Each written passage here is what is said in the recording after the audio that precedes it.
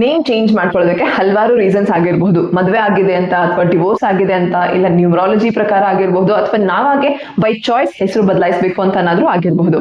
And ಈ name change ನ process state to state vary ಆಗುತ್ತೆ. ಸೊ ಕರ್ನಾಟಕದಲ್ಲಿ ಯಾವ ಪ್ರಾಸೆಸ್ ಇಂದ ನಾವು ಹೆಸರನ್ನ ಬದಲಾಯಿಸಬಹುದು ಅನ್ನೋದನ್ನ ನಾನು ತಿಳಿಸ್ತೇನೆ. ಫಸ್ಟ್, ನೀವೊಂದು 100 ರೂಪಾಯಿ ಸ್ಟಾಂಪ್ ಪೇಪರ್ ಮೇಲೆ ಒಂದು ಅಫಿಡವಿಟ್ ಅನ್ನ ಮಾಡಿಸಿ, ದಟ್ ನಿಮ್ಮ ಹಳೆ ಹೆಸರೇನು ಅಂಡ್ ಬದಲಾಯಿಸ್ತಿರುವಂತಹ ಹೊಸ ಹೆಸರೇನು, ಅಂಡ್ ಈ ಬದಲಾವಣೆಗೆ ಏನ್ ರೀಸನ್, ಮದುವೆ ಆಗಿದೆಯಾ ಅಥವಾ ಡಿವೋರ್ಸ್ ಅಥವಾ ಏನ್ ನಿಮ್ ರೀಸನ್ ಗೋಸ್ಕರ ನೀವು ಹೆಸರನ್ನ ಬದಲಾಯಿಸ್ತಿದ್ದೀರಿ.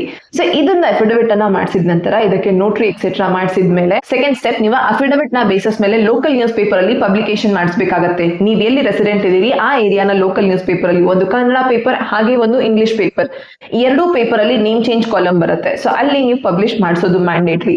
ಅಂಡ್ ನೆನ್ಪಿರ್ಲಿ, ಈ ಒಂದು ನೇಮ್ ಚೇಂಜ್ ಕಾಲಮ್ ಏನಿದೆ ಇದನ್ನ ನೀವು ಪ್ರಿಸರ್ವ್ ಮಾಡ್ಬೇಕಾಗತ್ತೆ ಆ ಕಟೌಟ್ ಅನ್ನ. ಅಂಡ್ ಬೇಸ್ಡ್ ಆನ್ ದಿಸ್, ನಮ್ಮ ಥರ್ಡ್ ಸ್ಟೆಪ್ ಗೆಜೆಟ್, ರಾಜ್ಯಪತ್ರಕ್ಕೆ ಅಪ್ಲೈ ಮಾಡೋದು ನಮ್ಮ third and most important step. ನೀವು ರಾಜ್ಯಪತ್ರಕ್ಕೆ ಅಪ್ಲೈ ಮಾಡಿದಿರಿ ಅಂತ ಹೇಳಿದಾಗ ಗೆಜೆಟ್ ಪಬ್ಲಿಕೇಶನ್ ಆಗೋದಕ್ಕೆ ನಿಮಗೆ ಒಂದು ಸುಮಾರು 60 to 90 ಡೇಸ್ ಟೈಮ್ ಆಗಬಹುದು. ಈ ಡ್ಯೂರೇಷನ್ ಅಲ್ಲಿ ನಿಮ್ಮ ಹೆಸರು, ಬದಲಾದಂತಹ ಹೊಸ ಹೆಸರು ಏನು ಅನ್ನೋದು ಪಬ್ಲಿಷ್ ಆಗುತ್ತೆ.